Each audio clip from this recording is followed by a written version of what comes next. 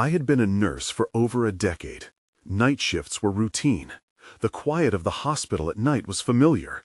But that night felt different. The shadows were deeper. The lights flickered more often.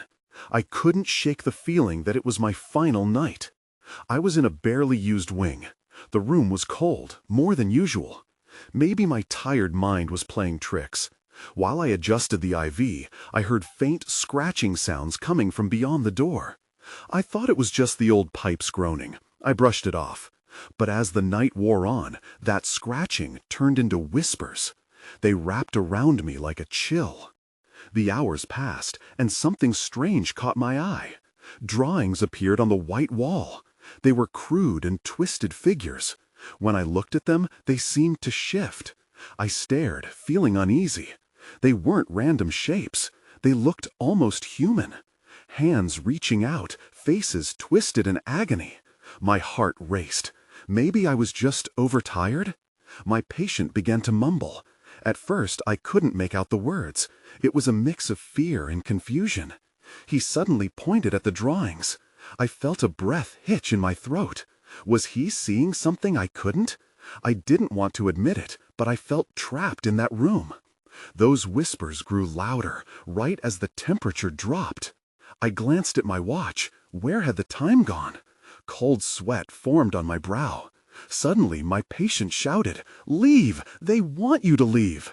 His eyes were wide with terror. Panic shot through me.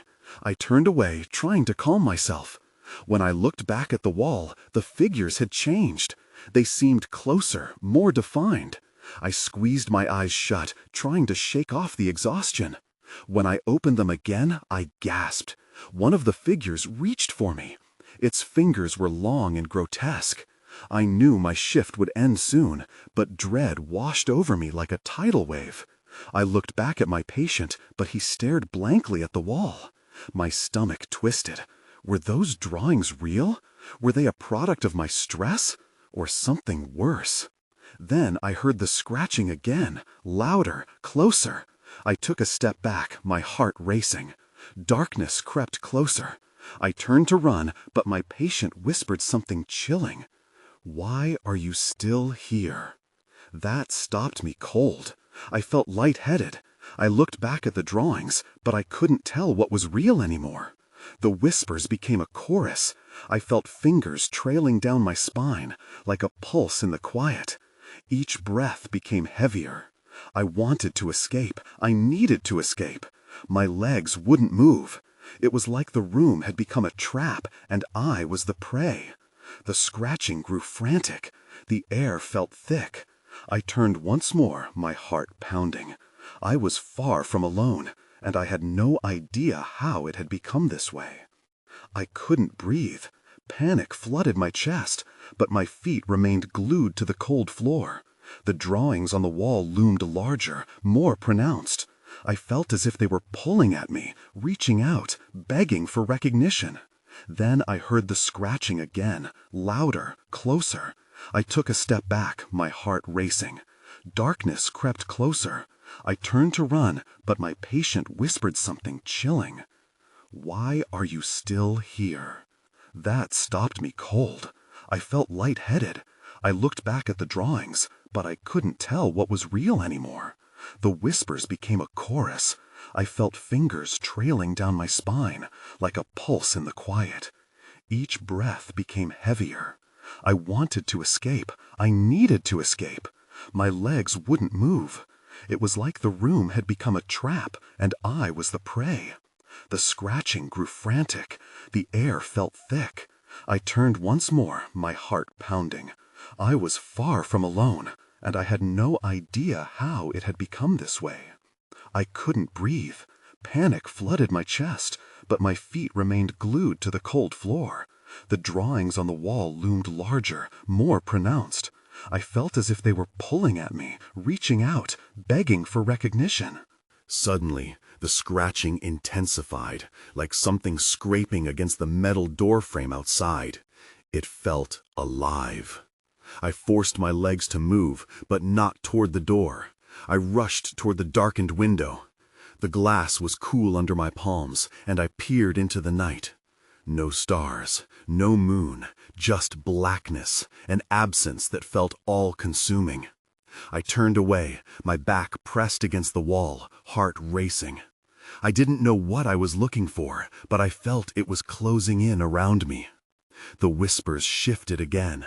I could make out a name, Mónica. It sliced through the static noise, sharp and clear. I felt a chill run down my spine. The name sounded familiar, but I couldn't place it. What was it connected to? Why was that name echoing in the shadows of this room? I glanced back at my patient. He still stared at the drawings, but something had changed. A glaze had settled over his eyes, and he trembled as he muttered, "She's watching. She doesn't want you to know." Those words twisted a cold knot in my stomach. I couldn't decide if he was warning me or if he was lost in his own nightmare. It didn't matter. I couldn't stay. The weight of the air pressed against me, and the whispers grew louder, turning into a cacophony of warning. I turned again, driven by instinct. The door loomed in front of me, but as I reached for the handle, the whispers seized hold of my mind. "Don't leave," they hissed. "You have to stay."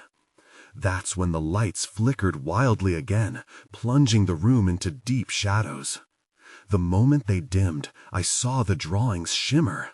Then I noticed one of the figures detached itself from the wall.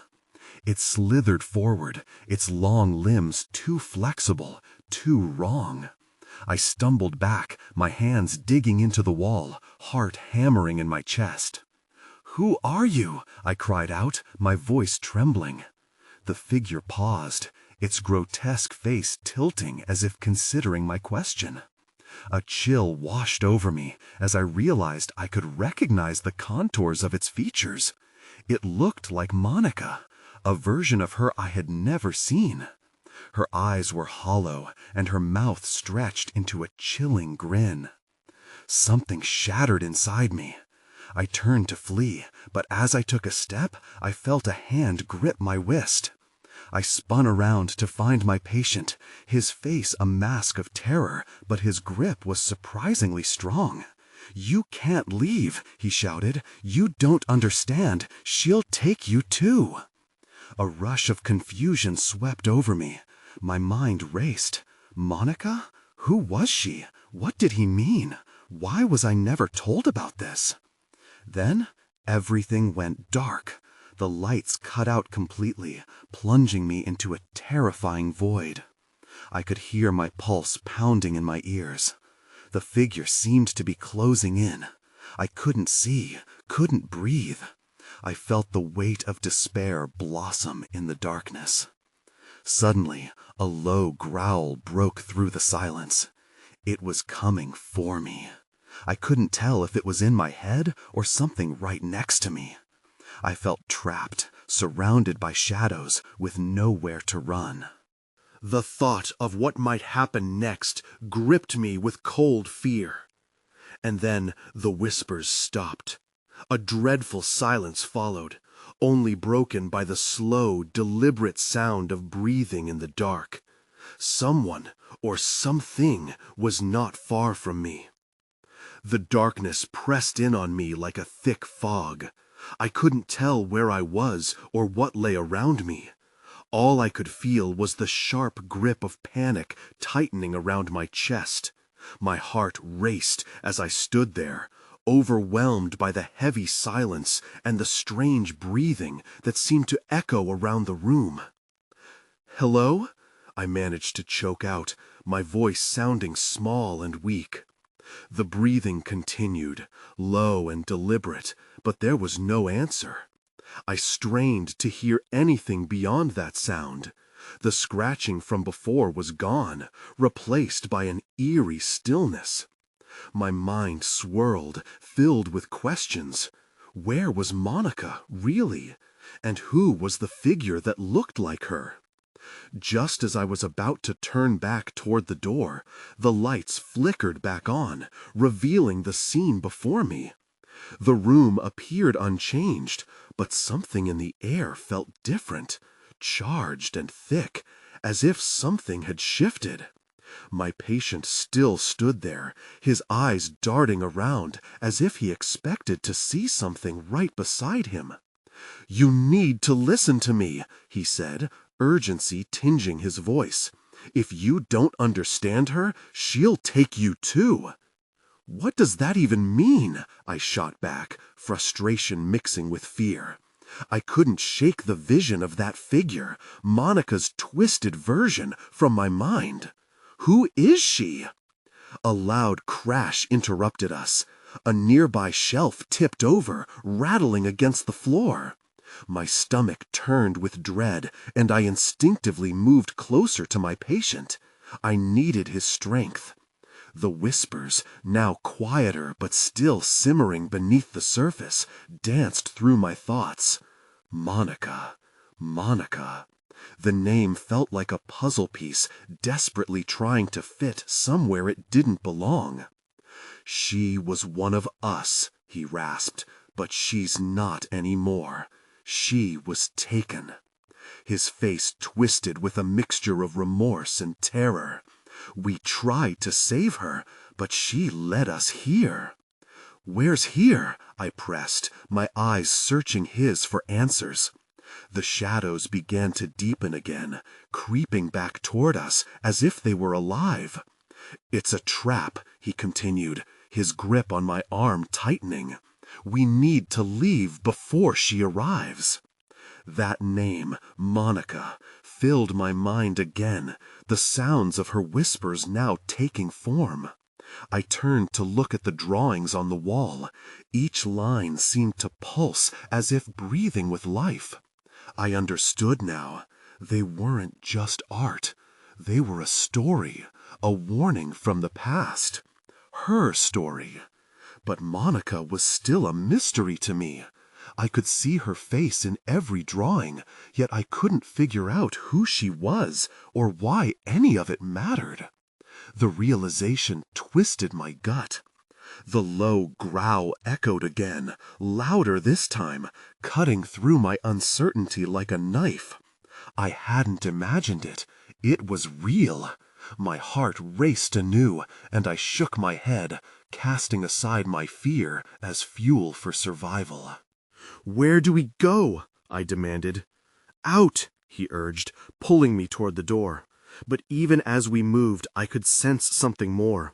The air crackled with tension, and I could feel her presence drawing closer, like a storm on the horizon. That's when I saw it. Shadows danced in the corner of my vision, and out of the corner of the room, the figure began to re-emerge. No longer just an echo, but a form stepping out of the darkness. I froze, dread spreading through me, knowing we were out of time. I felt my breath catch in my throat as the figure drew closer. It was a mirror of Monica, her features distorted into something grotesque. The shadows around her twisted and writhed as if alive, and her eyes glowed with an otherworldly light that pierced through the darkness. "Run!" I yelled, pulling my patient away from the nightmarish image taking shape before us. The chill in the air sank into my bones as we stumbled toward the door. I didn't dare look back, but the sense of her presence loomed heavy behind us, suffocating and relentless. As we reached the door, it felt stuck, as if the very air were conspiring against our escape. "Open!" I shouted, panic driving my voice higher. My patient banged his fist against it, desperation flooding his movements. The rattling sound only seemed to draw Monica nearer, the whispers growing louder, undulating like wind through leaves. They called me by name. "Now!" he shouted, and somehow, with one last push, the door broke free, swinging open with a shudder. We barreled out into the sterile hallway, but the fluorescent lights hummed ominously, flickering as if teasing our escape.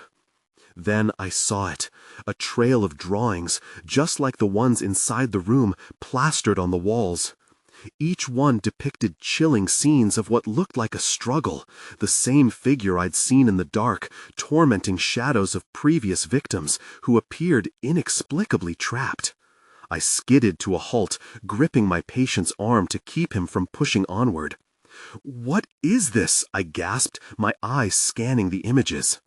There was Mónica again, her twisted form, surrounded by dark shapes that seemed to snake across the paper.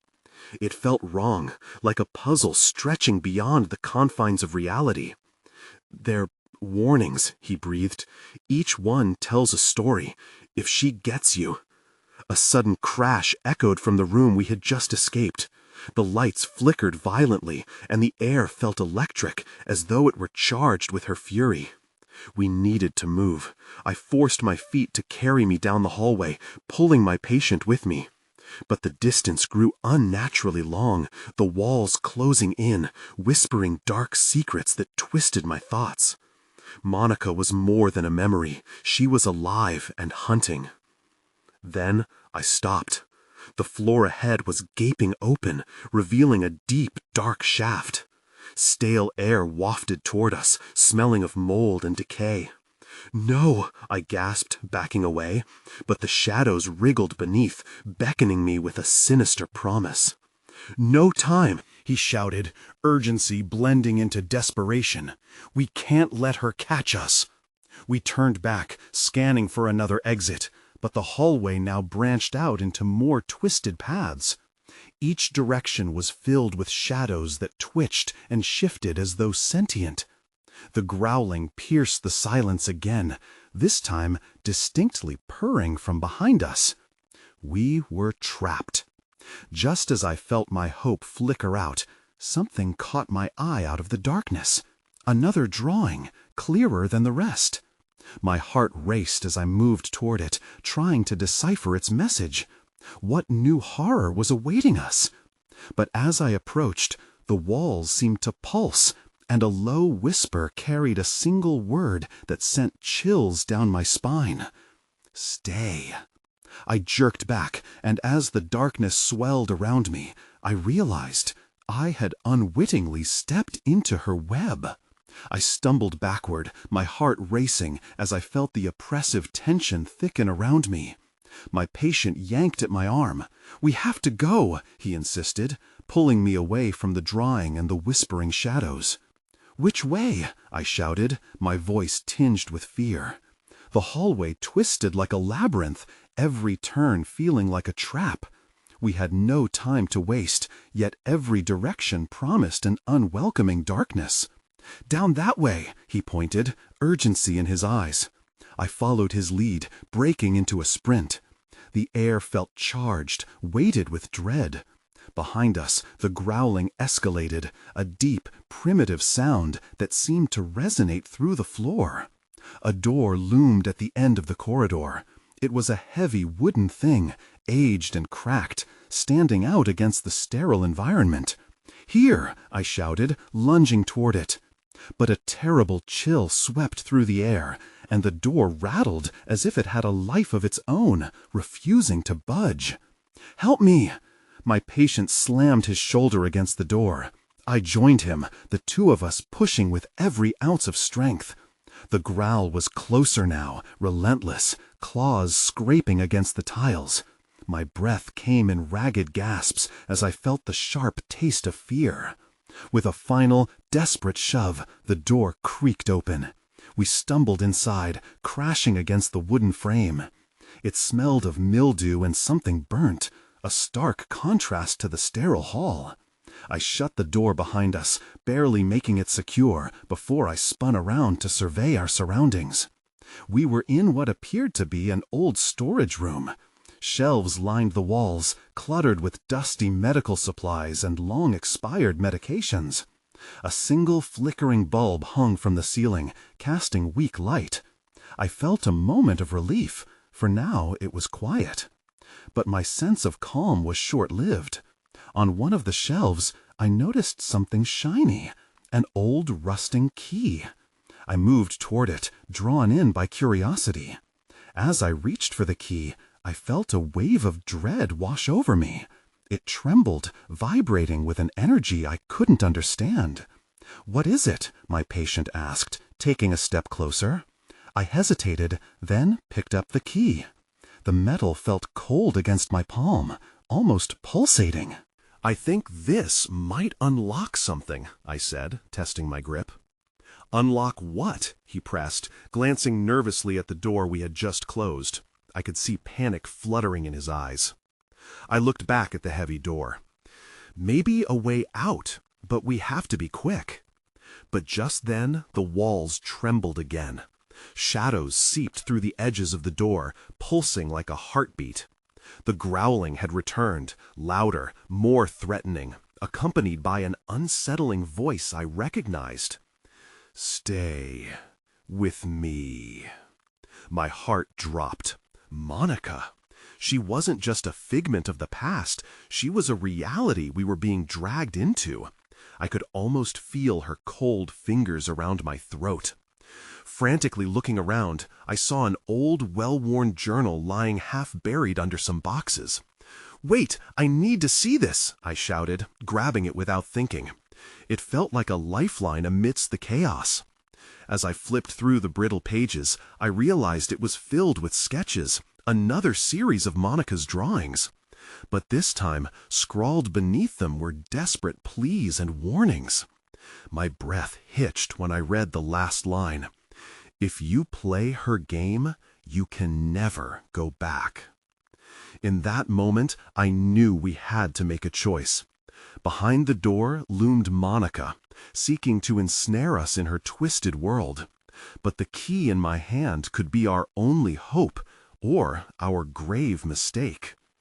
"Do we unlock it, or find another way?" I asked, looking up at my patient, desperation creeping into my voice. And just as I waited for his answer, the shadows began to creep closer, pulling the darkness with them. The key felt heavy in my hand. I clutched it tighter, unsure if it was a weapon or a curse. The shadows pressed against the door, whispering in repetitious, hungry tones. "Stay with me." It was like listening to a lullaby you never wanted to hear. My patient was staring at the door, the resolve fading from his face. "I don't know if unlocking it is a good idea," he said, glancing nervously at the shadows pooling beneath the doorframe. "What if it opens to something worse?" I could only think of Mónica's drawing. "But we can't just wait here. They're coming for us." I looked around the cluttered room, desperate for inspiration. "We could maybe barricade ourselves?" He shook his head, his fear palpable. "It won't hold. We need to move, not hide." "Then maybe this key could lead us to another exit," I argued, my voice shaking. As I spoke, the growling intensified, vibrating through my bones. It was moving closer. I could feel that horrible chill creeping back around us. Thankfully, the journal was still tight in my grasp. I flipped to a random page. The words blurred for a moment before snapping back into focus. "Listen to this," I said, my voice faltering. "It says here that the drawers in the old ward were once used for containment." My eyes widened. "Containment of what?" "What are you talking about?" my patient said, turning back to me with concern. "There are a lot of strange notes in here. Mónica says something was locked away after a series of incidents." The ink was faded and smeared, but the meaning was clear. Whatever was behind those doors was intended to stay hidden. Just as I finished reading, the door rattled again with a force that shuddered through the walls. The shadows began to breach the cracks, pooling like dark ink spilling across the floor. "Stay with me." The voice seemed insistent, almost pleading now. We both jumped at the sound, the growl morphing into something more human, more sinister. "What did they contain?" I whispered, trying to maintain focus. The fear in my patient's eyes mirrored my own. "I don't know, but it doesn't sound good." "Then we don't have much time. If we're going to unlock this door, we must do it now," I said. I steeled myself, adrenaline rushing through my veins. The key was cold against my palm, my heart thudding in sync with the growling on the other side. "Or we search for another way," he suggested again, but his voice lacked conviction. I felt a sudden rush of determination. The shadows shifted as if responding to us, dark tendrils curling around the edges of the shelves. That's when I noticed it. The journal! I could see a tiny embossed logo on the back of it. It matched the one on a long abandoned cabinet in the corner. "Wait!" I shouted, grabbing my patient's arm. "What if the cabinet holds some clues or something we can use?" Before he could respond, I darted toward it, feeling the pull of urgency. I reached the cabinet and yanked it open. What I found inside sent a chill down my spine. There were old patient records, each one fading into obscurity. But it was the contents on the bottom shelf that caught my eye. A small, heavy box. I pulled it out, and just as I lifted the lid, darkness surged from the door, spilling across the floor like a tide. My heart sank. Someone was in the room with us. I froze, the box heavy in my hands. My breaths quickened as I turned slowly, heart racing. A figure stood in the doorway, cloaked in shadows, features obscured. The growl morphed into a rasping voice, seemingly echoing from deep within the darkness. "Who dares disturb the peace?" it asked. The voice felt ancient, layered with a chill that gripped my spine. "Stay back," I warned, stepping backward, clutching the box tightly. My patient mirrored my fear, his eyes wide, darting between the door and the looming shadow. "Peace?" I finally stammered, trying to buy us time. "We're trapped here." The figure moved forward, its shape shifting slightly, like smoke swirling in a breeze. "Trapped, yes. But perhaps you were meant to be here," it said. "Perhaps you are the key." It pointed a skeletal finger toward the box in my hands. My heart raced even faster. "This box?" I asked, my voice barely above a whisper. "Yes, the box. The keeper. The drawing." There was a sharpness in its voice, as if every word contained both temptation and warning. "What lies within holds more than you know. But beware, some doors should never be opened." My deeper instincts screamed louder than ever. I glanced at the journal still lying open on the cabinet, pages fluttering with the movement of cold air now sweeping through the room. The urgency of the moment clawed at me.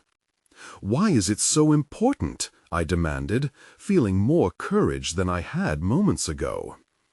"Because it carries history, shadows of the past, a past you are connected to," the figure replied, taking another slow step forward. The growl resumed, but this time it was barely contained, rising from the darkness like a hungry animal. "What do you mean?" I asked, glancing back quickly at my patient. His gaze was fixed on the figure, his body rigid with fear. At that moment, the box slipped from my fingers and hit the ground, the lid cracking open. A series of drawings spilled out, fluttering like moths caught in a wind. They were sketches by Mónica. I recognized her signature immediately. "Power, despair, and anguish," the figure said, as if reading from the pages. "These are the themes of her life. The incident," it paused, and I could feel the air thickening. "The incident that locked them away." The uncanny connection twisted in my gut. I knelt, reaching for the drawings, flipping through them, desperate to understand their significance. One image caught my eye, a blurred figure with wide, hollow eyes, the same shape as the creature before me. Just then, the shadows lunged forward, extending like long arms toward the box. I scrambled back, clutching the drawings to my chest. "Stop!" I shouted, feeling a surge of panic. The figure paused, watching me with cold interest. But the shadows didn't heed my command. They reached for me. The room shifted. I could sense a change, a barrier forming. The specter seemed to waver. "The choice is yours," it whispered, more an echo now. "Open the door or confront the darkness." With adrenaline surging, I grabbed my patient's arm. "We have to make a decision now." Then the lights flickered and everything went dark. It was as if the air vanished, leaving only that impossibly cold whisper. "What will you choose?" I blinked, but the darkness didn't lift. I felt my heart pounding in my ears, that chilling whisper still echoing, as if the shadows were mocking my hesitation. My patient's arm trembled under my grip. "Can you hear that?" he asked, his voice trembling, barely a breath. Before I could answer, I sensed movement nearby, a rustling sound like branches scratching against glass. I tightened my hold on the drawings, feeling each sketch pressed against my chest, as if they were somehow a shield. Then a cold rush swept through the room, and whispers danced at the edge of my hearing. They taunted me, murmuring in languages I didn't understand. I squeezed my eyes shut, trying to block out the fear, trying to focus. I remembered the figure's words. "You are the key." What did it mean? What was I supposed to open? Suddenly, a flicker of light broke through the darkness, a weak glow emanating from the open box on the floor. The drawings shifted, swirling like autumn leaves caught in an unseen wind. I lowered myself, drawn to that light, pulled like a moth to a flame. As I reached for the box, I noticed one particular drawing rising above the rest. It was the blurred figure again, its hollow eyes seemingly watching me. It exuded a strange energy, a promise of connection and danger. "What if we just leave?" my patient urged, his voice louder now, a tremor of desperation cracking through. "We can find another way. This place isn't safe." No, I couldn't leave. Not yet. I needed to know what bound us here. I focused on the figure, and an idea sparked in my mind. If this was connected to Mónica, if these were her sketches, maybe I could reach out to whatever shadow loomed behind them. "Okay," I said, swallowing hard. "Help me hold this light." I lifted the sketch toward my patient, hoping the faint glow would give him a bit of courage. He stared at me, panic and confusion etched on his face. "What are you doing?" "I think these drawings might help us understand what's going on. Maybe they can guide us." As I spoke, the air shimmered, and I felt the temperature plummet again, as if a door had cracked open, revealing something much darker. The whispers grew louder, tumbling together into a chorus of urgent cries. Then the figure's growl returned, more thunderous this time, vibrating through the floor and shaking the walls. Shadows twisted at the edges of my vision. "What have you done?" the figure rasped, voice laced with rage. "You dare seek the truth." Panic surged in my chest. I glanced at my patient, whose eyes were wide with fear. "We can't stop now," I urged. "We have to see this through." I tightened my grip around Mónica's drawing, clenching it like a lifeline. "Show us," I cried out, hoping that if I called the darkness, it would reveal what lay behind it. The shadows swirled closer, and I felt a surge of energy. I had awakened something ancient and powerful. And then everything went still. A silence heavier than the dark enveloped us. That's when I saw it, a flicker of light in the distance, a glimmer of hope amidst the chaos. It pulsed gently, calling to me, and I knew I had no choice but to follow. But with every step I took toward the light, I could feel the presence behind us growing stronger, and I understood. The storm was just beginning. I took a deep breath and stepped toward the flickering light, my heart racing. The glow seemed to offer a way out, but it also felt like a lure. I hesitated, my feet rooted to the floor for a second, but the urgency of the situation pushed me forward. My hand tightened around Monica's drawing. Whatever this was, I needed to see it through. With each stride, I felt the coldness at my back, the weight of the shadows growing heavier. The whispers turned to unintelligible shrieks, swirling around us like a cyclone. My patient stayed close behind me, his breathing shallow and quick. "This is madness! We should have turned back," he urged. "Trust me," I insisted, not even sure if I believed my own words. The light beckoned, revealing an outline of a figure partially obscured by shadows. I squinted as I got closer. It looked like a painting, vibrant and alive in contrast to the oppressive surroundings. But when I reached the edge of the illumination, the figure twisted into a monstrous shape, eyes now locked onto mine like icy daggers. "What is this?" I gasped, stumbling back. The whispers escalated, rising to a crescendo, drowning out everything else. "Only the chosen can witness," a voice echoed, but it felt like a taunt, not a promise. Suddenly, the light grew, illuminating more drawings on the walls, each one strikingly similar to Monica's work, but darker, more distorted. Was this what she saw? Was this her reality? "Look!" I shouted, desperate to pull my patient's attention from the threatening shadow behind us. "Monica painted all of this." He squinted at the grotesque images, and I sensed a shift in him. Confusion mingled with a depth of regret. "We need to leave! This is a trap!" I shook my head. "No, wait.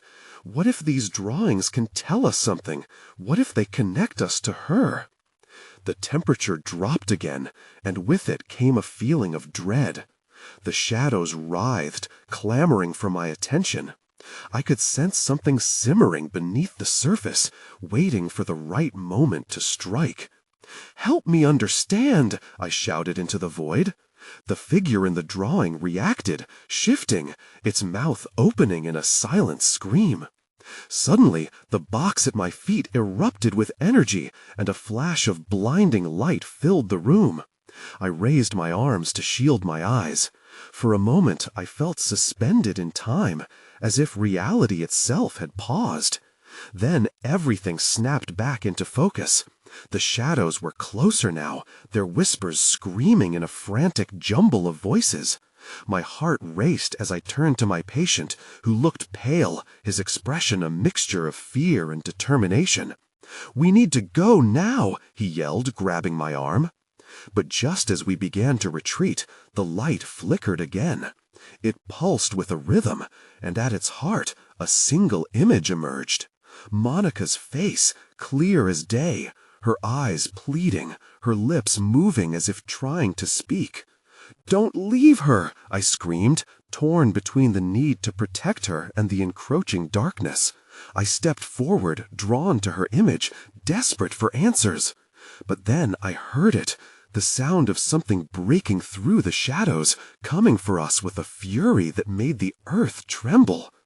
"We need to move now," my patient urged, yanking me back.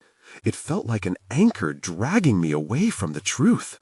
I stumbled, caught between two worlds, and as I turned back, the light blinked out. The whispers grew silent. All that remained was the dark, pressing, suffocating. I knew whatever followed us was still very much alive. I braced myself, gripping Monica's drawing tighter, ready to confront the storm that had only just begun. As the light faded, panic enveloped me like a shroud. I felt a pulse of urgency, a pressing reality that whatever Monica was, whatever she wanted, drew dangerously close. The shadows surged forward, hungry and relentless, as if they could taste our fear. "Run!" I yelled, ripping my arm free from my patient's grip. But he hesitated, torn between fleeing and the need for answers. His eyes darted around the darkened room, desperately searching for an escape route. I could see the weight of his indecision. He felt the same magnetic pull I did. With no time left to coax him, I instinctively moved toward a door at the far end of the room, a stark promise against the swirling blackness. Low growls echoed louder now. The creature behind us was gaining ground. I pulled at the handle, but it didn't budge. Panic washed over me again, and I pressed my shoulder against the solid wood, pushing with all my might. I barely noticed my patient grab the box I had dropped, tossing the drawings inside haphazardly as he joined me in the effort. The door rattled violently, the chilling whispers merging into a single cacophony. "Stay with us." "Push," I grunted, and at once we slammed our weight against the door. With a shuddering groan, it swung open, revealing another dimly lit corridor that stretched beyond our sight. The relentless dark pulsed with a life of its own, hungrily trying to snare us back into its grasp. We bolted forward, my heart hammered in my chest, the rush of adrenaline spurred me on, and for a fleeting moment I felt a sense of hope. "This way," I called, yanking my patient ahead. As we sprinted through the corridor, images flashed past us, murals spiraling on the walls depicting chaotic battles, anguished faces, all anchored by that recurring figure with Monica's face twisted in torment. It felt like a ghostly reminder of our imminent danger. "Why Monica?" I gasped, my breath hitching. "What's the connection?" "Maybe was connected to whatever this is," he shouted, glancing back as the shadows began to rush through the door we left ajar. "We need to exit now." "Right," I exclaimed, focusing. The corridor twisted and turned, a maze designed to disorient. I could almost feel Monica's presence guiding me as I navigated the chaos. The instinct that had driven me this far urged me to trust my intuition. Just when hope flickered, the ground began to shake beneath our feet, fracturing with the sounds of heavy thuds and rumbling growls. I fought against the urge to look back, willing myself onward. "Help!" a voice cried from the depths of the corridor, a plea that shot a shiver through me. It sounded familiar, almost like Monica, echoing with desperation and sadness. "Keep moving," I shouted, dragging my patient with me. But that voice lingered in my mind, a hollow invitation that threatened to draw me back. And then another door appeared ahead, a massive iron structure weathered by time. "There!" I pointed, relief washing over me. Just as we neared it, the wall began to ripple and shimmer, shadowy tendrils slithering toward us. "Don't stop," my patient urged. And with everything I had left, I flung myself against the door, throwing my weight against it one last time. It groaned under the pressure, but my resolve held firm. The door finally swung open, and we stumbled inside.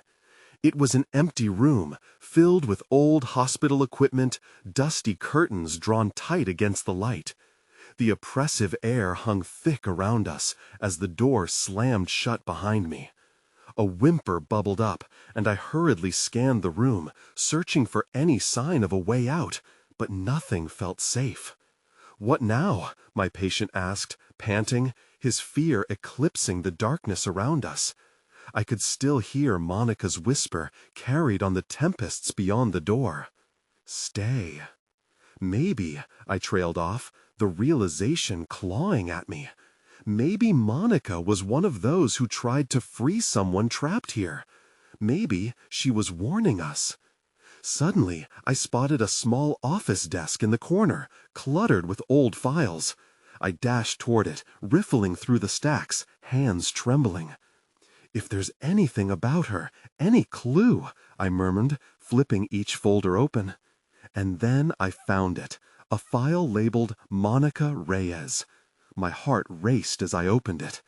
The pages were filled with notes detailing a series of unusual incidents, disappearances, odd behaviors tied to the old hospital wing. "They thought she was just troubled," I murmured, "but maybe she'd uncovered something." I flipped through hastily, my gut twisted with dread as I pieced together Monica's story. The whispers grew distant, but resonated within me. "You are the key." All at once, everything clicked. Monica's need to reach out, her warnings, her anguish, all of it was tied to the darkness trying to consume us. The creature bore her name, woven into the very fabric of this place, fueled by the lost souls that had sought answers within its suffocating grasp. "We can't leave her," I said, suddenly filled with purpose. "We have to finish this." "What?" He looked at me, shock and confusion flashing across his face. "You really want to face whatever's waiting out there?" I nodded, clutching the pages. "We need to confront this darkness. It's not just about us anymore. It's about freeing her, giving these lost souls a chance." He hesitated, but slowly nodded, fear giving way to determination. I could feel the shadows gathering outside the door, their whispers thickening, building to tumultuous howls. "It's now or never," I said, clenching my fists. "We'll either be consumed or we'll free them." We walked toward the door, and I hesitated for only a moment, feeling Monica's presence seep into my very being, her story resonating deep within. With a swift push, the door swung open, revealing the menacing void beyond. We stepped forward together, hearts racing, ready to confront whatever awaited us, forging ahead into the unknown with Monica's whispers guiding us. The storm may have been growing, but I could feel the courage building inside me, a determination to seek the truth, no matter what the shadows had in store. And as the door creaked shut behind us, the whispers echoed one final time, a reminder that while we may never fully understand Monica's fate, we would fight against the darkness that sought to imprison us all. With each step forward, I still wasn't sure if the threat was supernatural or a manifestation of human darkness, but together we would face whatever lay ahead.